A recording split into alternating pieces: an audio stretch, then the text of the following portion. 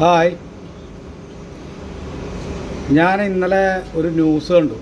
News കാണുക എന്ന് പറഞ്ഞു കഴിഞ്ഞിട്ടുണ്ടെങ്കിൽ വളരെ വേദനിപ്പിക്കുന്ന രീതിയിലുള്ള ന്യൂസുകളാണ് നമ്മൾ കേട്ടുകൊണ്ടിരിക്കുന്നത്.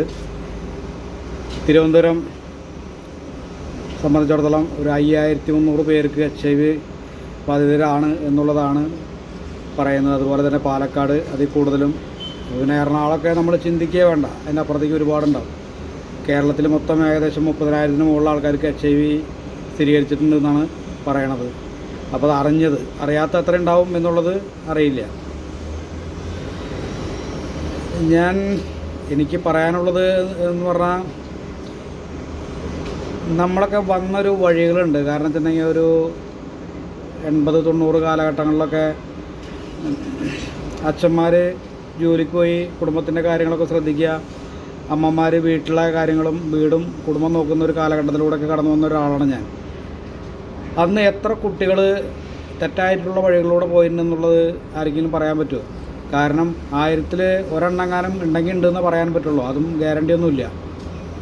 പക്ഷേ ഇന്ന് 1000-900 പേരും വഴിവിട്ട ബന്ധങ്ങളുമായിട്ടാണ് നടക്കുന്നത്. സ്ത്രീകളും പുരുഷന്മാരും, ആൺകുട്ടികളും പെൺകുട്ടികളും എല്ലാവരും.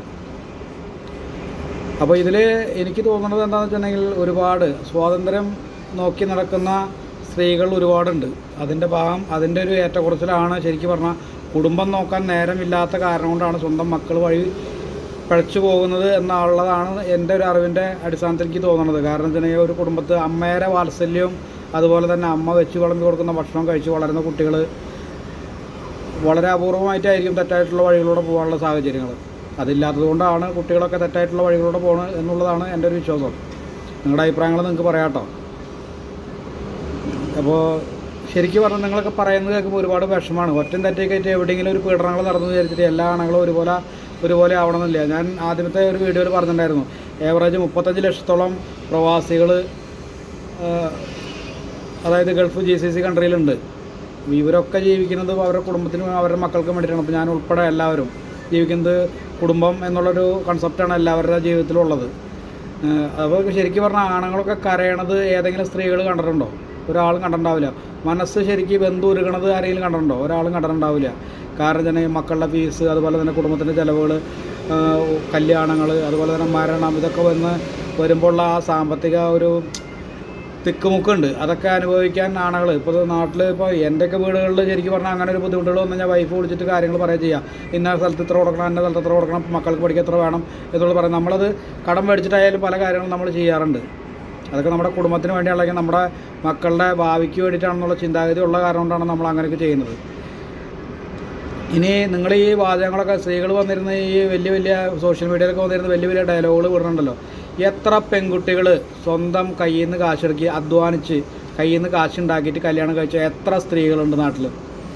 അച്ഛനമ്മമാർ കഷ്ടപ്പെട്ട് നിങ്ങളെ കല്യാണം കഴിച്ച് കൊടുത്ത് അതിൻ്റെ ബാധ്യതകൾ വീട്ടാൻ വേണ്ടി ഇന്നും അവർ നെട്ടോട്ട് ഓടുന്നതൊക്കെ പല വീടുകളിലും ഞാൻ കണ്ടിട്ടുള്ള കാര്യങ്ങളാണ്. എല്ലാ കാര്യങ്ങളും വന്ന് പറയുമ്പോൾ ഒരു വശം മാത്രം ചിന്തിച്ചതുകൊണ്ടൊരു കാര്യമില്ല. കാരണം മറ്റുള്ള വശങ്ങളും കൂടി ചിന്തിക്കാനുള്ള സാമാന്യ ബോധമെങ്കിലും നിങ്ങൾക്ക് വേണം. ഇന്ന് സോഷ്യൽ മീഡിയയിൽ തുറന്നു കഴിഞ്ഞിട്ടുണ്ടെങ്കിൽ തുണി അഴിച്ചിട്ടുള്ള ഡാൻസുകളും, അതുപോലെ തന്നെ നിങ്ങളിത് വേണമെങ്കിൽ ശ്രദ്ധിച്ച് നോക്കുക. കാരണം വെച്ചിട്ടുണ്ടെങ്കിൽ ഐറ്റം ഡാൻസ്, അതായത് ഇത്തിരി പോപ്പുലർ ആയിട്ടുള്ള ഐറ്റം ഡാൻസിനല്ലാതെ ഒരാളും ഡാൻസ് ചോട് വയ്ക്കുന്നത് ഞാൻ കണ്ടിട്ടില്ല സോഷ്യൽ മീഡിയയിൽ. നല്ല പാട്ടുകൾ എത്ര ഉണ്ട്? അതിനൊക്കെ ആരെങ്കിലും മാന്യമായിട്ടുള്ള വസ്ത്രം ധരിച്ച് ആരെങ്കിലും ഡാൻസ് ചെയ്യാറുണ്ടോ? ഇല്ല, ചെയ്യുന്നില്ല. കാരണം എന്തുകൊണ്ടാണ്?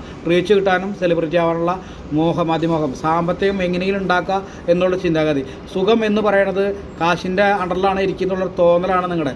കാശില്ല, അതായത് പല സിനിമകളിൽ പറയുന്ന മാതിരിയല്ല, ജീവിതത്തിൽ കാശിന് ഒരു നിലവാരമില്ലാത്ത പല അവസ്ഥകളും നമുക്ക് ഉണ്ടായിരുന്നു വരും.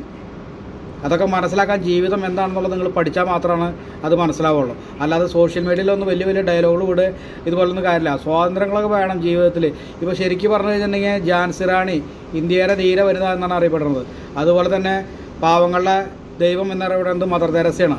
ഇന്ത്യയുടെ ഉരുക്കു വനിത എന്നറിയപ്പെടുന്നത് ഇന്ദിരാഗാന്ധിയാണ്. ഇവരൊന്നും ആരും നിങ്ങളുടെ മാതിരി പൊക്കിൾ കാണിച്ചോ തുട കാണിച്ചിട്ടോ അല്ലെങ്കിൽ മാറിടം പകുതി കാണിച്ചോ കക്ഷം കാണിച്ചിട്ടോ അല്ല അവർ ഫേമസ് ആയത്. അതാദ്യം നിങ്ങൾ മറക്കാതിരിക്കുക. അപ്പോൾ ശരിയെന്നാൽ.